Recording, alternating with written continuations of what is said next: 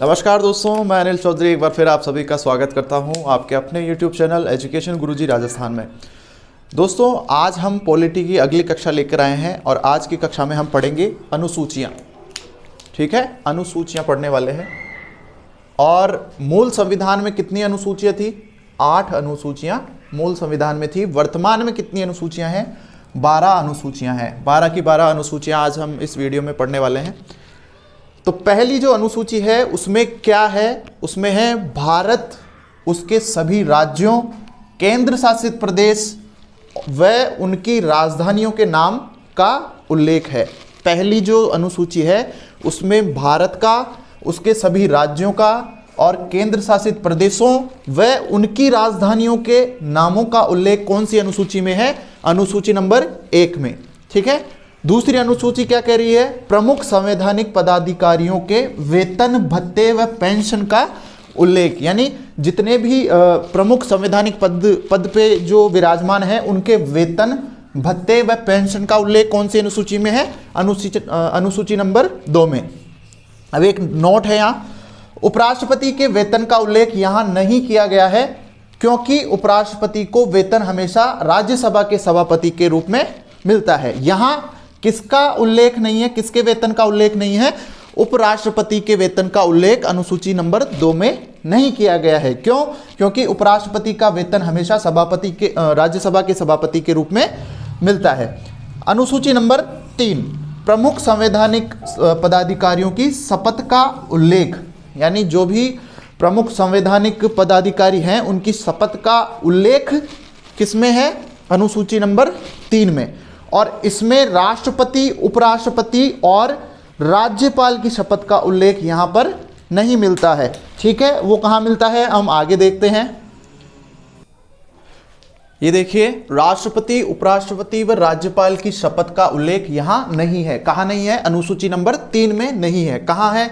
अनुच्छेद 60 में राष्ट्रपति की शपथ का उल्लेख मिलता है। अनुच्छेद 69 में 69 इसमें उपराष्ट्रपति की शपथ का उल्लेख मिलता है और राज्यपाल की शपथ का उल्लेख मिलता है आपके अनुच्छेद 159 के अंदर 159 में। ठीक है। अगली अनुसूची है अनुसूची नंबर 4, राज्यसभा में राज्यों व केंद्र शासित प्रदेशों के सीटों के आवंटन का उल्लेख, यानी राज्यसभा में जो राज्य हैं और केंद्र शासित प्रदेश हैं उनमें सीटों के आवंटन का उल्लेख कौन सी अनुसूची में है? अनुसूची नंबर 4 में। अगली अनुसूची है अनुसूची 5, अनुसूचित जाति व जनजातीय क्षेत्रों में, यानी SC ST क्षेत्रों में प्रशासन चलाने के नियमों का उल्लेख कौन सी अनुसूची में है? अनुसूची नंबर 5 में। और एक नोट और आ गया है, भारत में किसी क्षेत्र को SC या ST क्षेत्र घोषित किसके द्वारा किया जाएगा? राष्ट्रपति के द्वारा किया जाएगा। अगर भारत में किसी भी क्षेत्र को SC ST क्षेत्र घोषित करना है तो वो किसके द्वारा किया जाएगा? राष्ट्रपति के द्वारा किया जाएगा।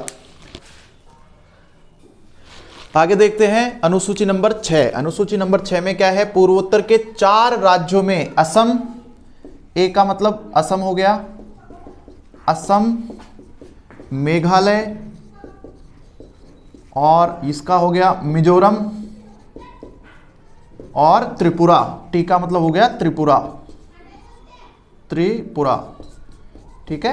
पूर्वोत्तर के 4 राज्यों में असम, मेघालय, मिजोरम और त्रिपुरा में प्रशासन चलाने हेतु नियमों का क्या है? उल्लेख है। कौन सी अनुसूची में? अनुसूची नंबर 6 में। पूर्वोत्तर के 4 राज्य हो गए असम, मेघालय, मिजोरम और त्रिपुरा। इनमें प्रशासन चलाने हेतु नियमों का उल्लेख किस अनुसूची में है? अनुसूची नंबर 6 में। अगली अनुसूची है अनुसूची नंबर 7। इसमें केंद्र व राज्यों के मध्य शक्तियों का विभाजन किया गया है, जिसमें पहली है संघ सूची, जिसमें विषय है 97, कानून बनाने का अधिकार किसके पास है? इसमें केंद्र के पास, यानी जो संघ सूची है उसमें जितने भी कानून बनाएगा वो कौन बनाएगा? केंद्र बनाएगा। दूसरी सूची है राज्य सूची, जिसमें विषय कितने थे मूल संविधान में? 66। वर्तमान में कितने रह गए? 61। क्यों? क्योंकि 42वें संशोधन जो कि 1976 में हुआ उसके द्वारा शिक्षा, वन्य जीव, बाट व मापतोल तथा सामाजिक न्याय को राज्य सूची से निकालकर समवर्ती सूची में डाल दिया गया। पहले राज्य सूची में 66 विषय थे, वर्तमान में कितने विषय हैं? 61 ठीक है। क्यों? क्योंकि 1976 में जो 42वां संशोधन हुआ उसमें शिक्षा, वन, वन्य जीव, बाट व मापतोल तथा सामाजिक न्याय को राज्य सूची से निकालकर समवर्ती सूची में डाल दिया गया। आगे देखते हैं, आगे है राज्य सूची पर कानून बनाने का अधिकार सामान्यतः राज्य सरकारों के पास है, लेकिन निम्न परिस्थितियों में कानून केंद्र सरकार द्वारा भी बनाए जा सकते हैं। यानी वैसे तो सामान्यतः तो राज्य सरकारों के पास राज्य सूची के ऊपर कानून बनाने का अधिकार है, लेकिन अगर कुछ परिस्थितियां ऐसी हो जाती है तो उसके ऊपर केंद्र सरकार द्वारा भी, राज्य सूची के ऊपर केंद्र सरकार द्वारा भी कानून बनाए जा सकते हैं। कौन कौन से? आर्टिकल 249 के तहत राज्यसभा द्वारा 2/3 बहुमत से प्रस्ताव पारित करके राज्य सूची के विषयों को राष्ट्रीय महत्व का घोषित किया जा सकता है।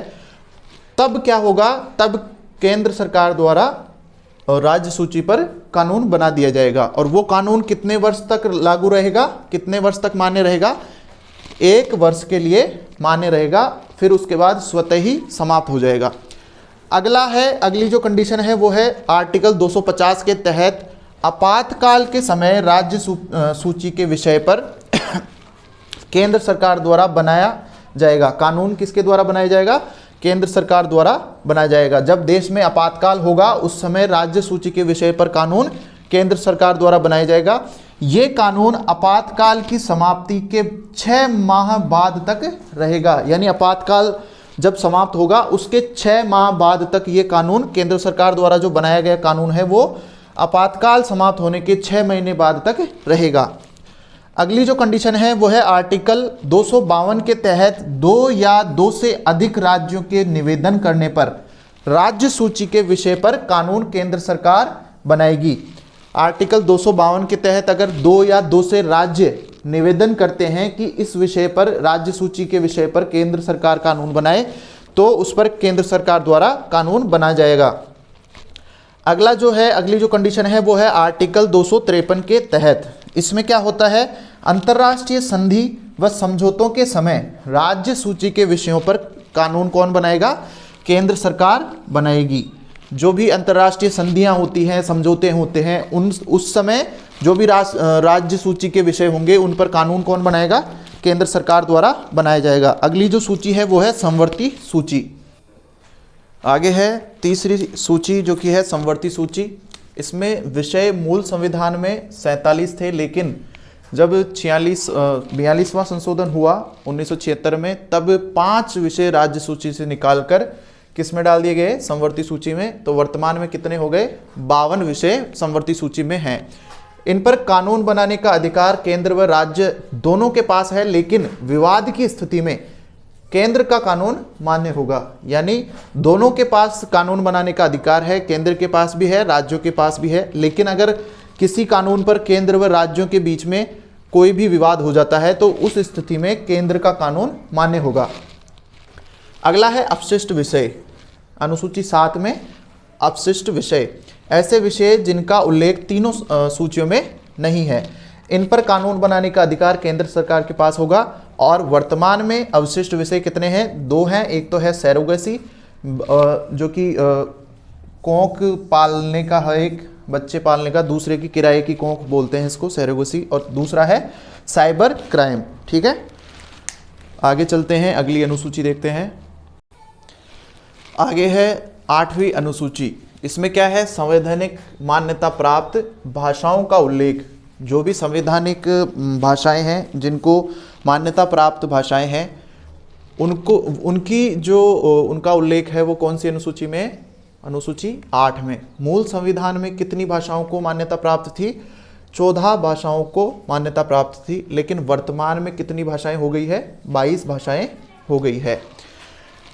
21वें संविधान संशोधन के माध्यम से, जो कि 1967 में हुआ, उसमें सिंधी भाषा को मान्यता प्राप्त हुई संवैधानिक भाषा का।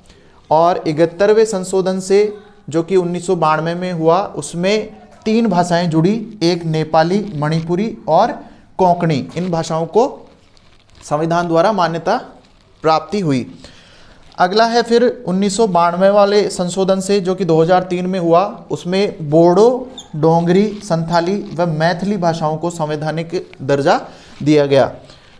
96 संविधान संशोधन से, जो कि 2011 में हुआ, उसमें उड़िया भाषा का नाम बदलकर क्या किया गया, ओडिया किया गया। अब आगे देखते हैं जो मूल संविधान में 14 भाषाएं थी वो कौन कौन सी थी। मूल संविधान में अनुसूची 8 में 14 भाषाएं निम्न हैं, जिसमें पहली है हिंदी, दूसरी संस्कृत, तीसरी उर्दू, चौथी पंजाबी और पांचवी है गुजराती, छठी है कश्मीरी, सातवीं है मराठी, आठवीं है आपके कन्नड़, नवीं है उड़िया, फिर है तमिल, फिर तेलुगु, फिर है मलयालम, फिर है बांग्ला और लास्ट में है असमिया।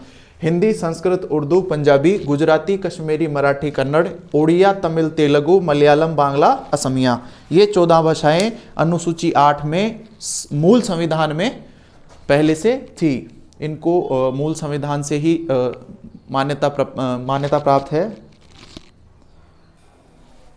आगे देखते हैं नवी अनुसूची। नवी अनुसूची क्या कह रही है।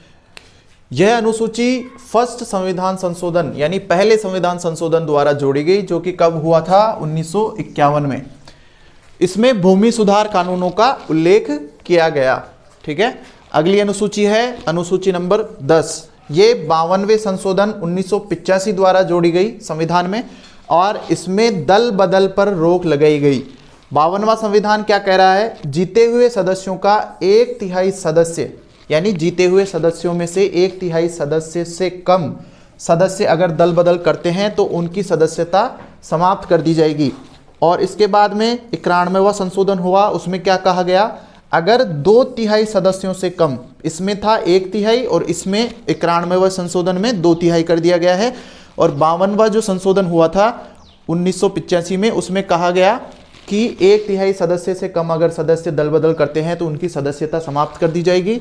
लेकिन 91वां संशोधन के द्वारा 2/3 सदस्यों से कम अगर सदस्य दल बदल करते हैं तो उनकी सदस्यता समाप्त कर दी जाएगी।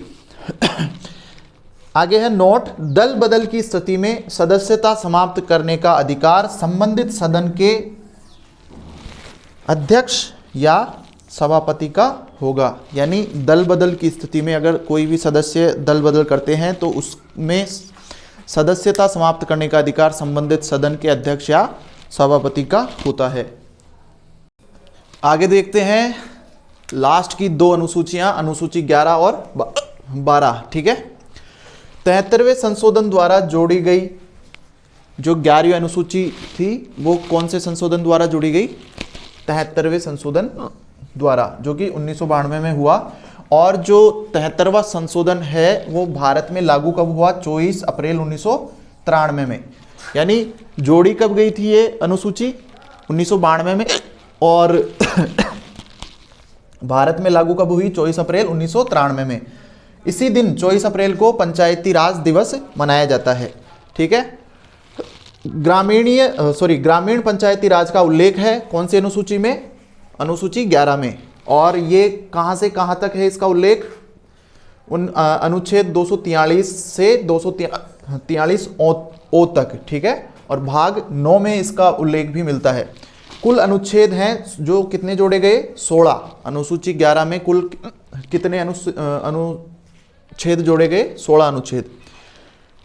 73वां संशोधन राजस्थान में 23 अप्रैल 1994 को लागू हुआ और भारत में 24 अप्रैल 1993 में। राजस्थान में 23 अप्रैल 1994 और भारत में 24 अप्रैल 1993।